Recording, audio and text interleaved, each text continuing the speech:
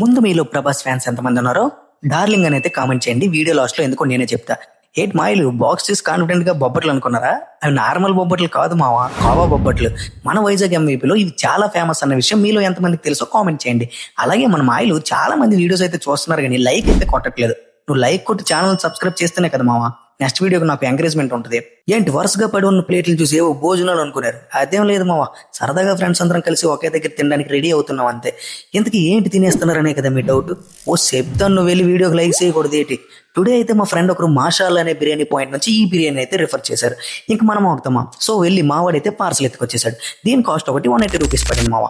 ఇంకా బిర్యానీ టేస్ట్ విషయంకి వస్తే బ్యూటిఫుల్ అని చెప్పలేను కానీ పర్లేదు, బాగుందని అయితే చెప్తా. కొంచెం ఆయిలీగా ఉంది రైస్, అలాగే పీసెస్ కూడా. ఇంతకీ వీడియో స్టార్టింగ్ లో ప్రభాస్ కోసం ఎందుకు అడిగానంటే, సంజుగాడికి కూడా మన డార్లింగ్ లా ఫుడ్ అంటే చాలా ఇష్టం. మావా నువ్వు కానీ వీడియో లాస్ట్ వరకు చూసి లైక్ కొట్టకపోతే మీ మీద ఒట్టే.